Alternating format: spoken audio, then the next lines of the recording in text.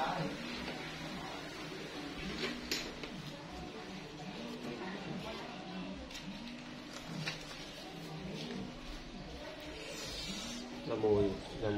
mô.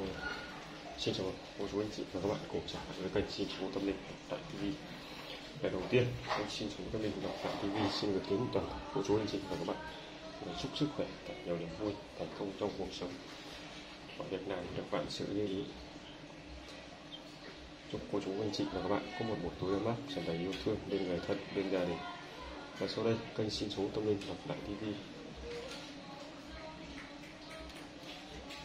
cũng hy vọng cô chú anh chị và các bạn đến xem cũng như đến ủng hộ kênh, đừng quên để lại cho kênh một lời bình luận góp ý để cho kênh được phát triển tốt hơn. Kênh Xin Số Tâm Linh Đọc Đại TV cũng xin được cảm ơn cô chú anh chị và các bạn đã yêu mến kênh, dành tặng cho kênh một nút like cũng như một nút đăng ký. Đây cũng chính là động lực để cho tôi đến nơi miếu thờ xin được ông Ngọc Bảo chia sẻ với cô chú anh chị và các bạn cùng nhau tận hưởng niềm vui. Sau đây tôi cùng cô chú anh chị và các bạn vào làm lễ hoặc bắt khấn tỏ rõ thành ý xin được ông Ngọc Bảo cho anh chị em con xin gặp tài vận lộc của ngày mai, ngày 18 tháng 9 năm 2021 trên lịch sổ số miền Bắc và miền Trung. Nam mô Nam mô Nam mô.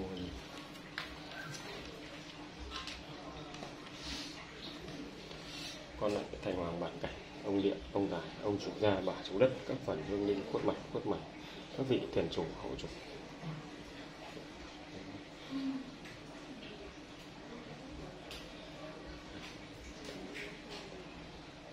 Vẫn xin thành hoàng bản địa, ông địa thần tài chứng minh cho tấm lòng thành tâm khấn vái xin chư vị cho con xin gặp tài vận lộc của ngày mai, ngày 18 tháng 9 năm 2021 dương lịch sổ số miền Bắc và miền Trung để con chia sẻ đến bà con đang gặp khó khăn, mọi việc không tròn con xin được hậu tạ. Con xin thành hoàng bản địa, ông địa thần tài, ông chủ gia, bà chủ đất, các phần hương linh, chư vị tiền chủ hậu chủ chứng giám cho tấm lòng thành tâm khấn vái. Nam mô Nam mô Nam mô. Con xin ông thần tài, ông thổ địa cho con gặp số chúng của đài miền Bắc và miền Trung ngày mai, ngày 18 tháng 9 năm 2021 dương lịch sổ số miền Bắc và miền Trung. Con chia sẻ với các bạn.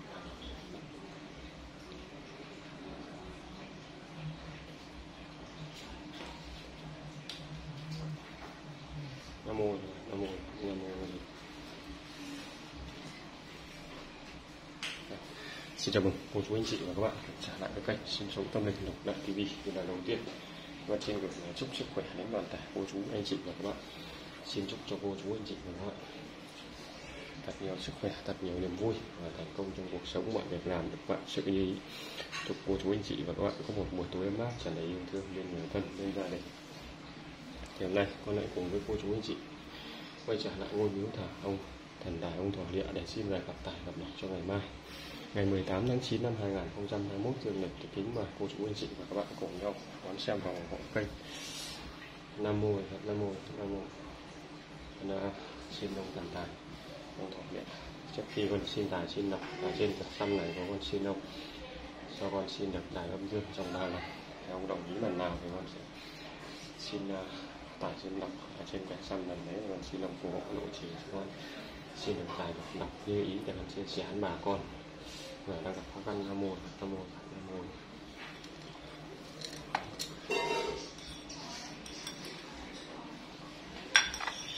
Nam mô Nam mô Nam mô.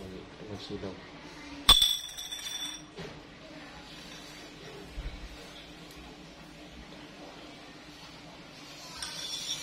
Nam mô Di Đà Phật. Nam mô Di Đà Phật.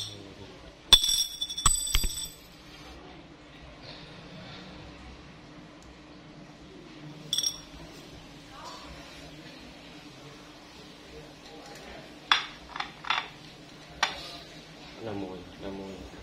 Con xin trên quả sắm trong tháng 3 ngày 18 tháng 9 năm 2021 dương lịch sổ số miền Bắc và miền Trung.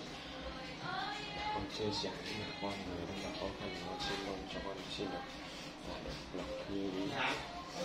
Nam mô Nam mô.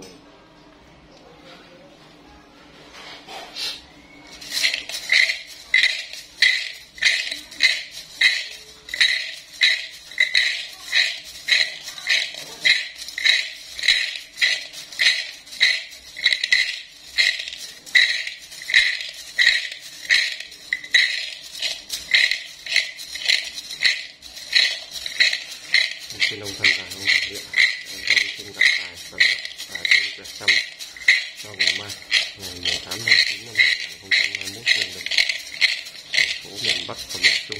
Con chưa nói là con đang gặp khó khăn, con xin ông.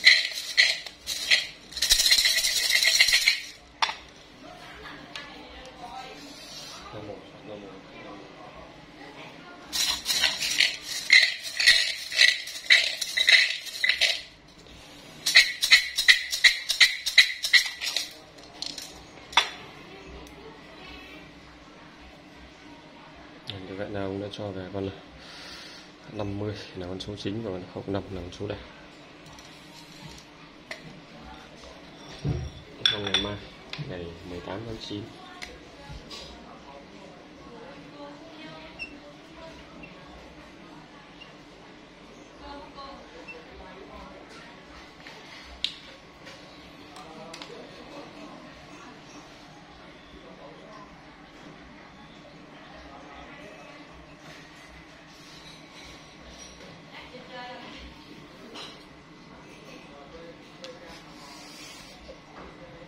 xin các bạn thần bảo thượng vị Nam Mô A Di Đà Phật, Nam Mô A Di, Nam Mô A Di Đà. Vâng, và một lần nữa thì con xin gửi lời chúc sức khỏe đến toàn thể cô chú anh chị và các bạn. Xin chúc cho cô chú anh chị và các bạn thật nhiều sức khỏe, thật nhiều niềm vui, thành công trong cuộc sống, mọi việc làm được bạn sẽ chúc cô chú anh chị và các bạn có một buổi tối ấm áp, tràn đầy yêu thương bên người thân, bên gia đình. Và con cũng không quên gửi lời cảm ơn sâu sắc đến toàn thể cô chú anh chị và các bạn đã ủng hộ kênh trong suốt thời gian qua. Con hy vọng là sẽ nhận được nhiều hơn những tình cảm đến từ cộng đồng, từ cô chú anh chị và các bạn. Và con xin chúc cho cô chú anh chị và các bạn nhận được nhiều tài, nhiều lộc ở trên kênh Sim Số Tâm Linh Lộc Đạo TV. Và một lần nữa con xin chào và hẹn gặp lại cô chú anh chị và các bạn.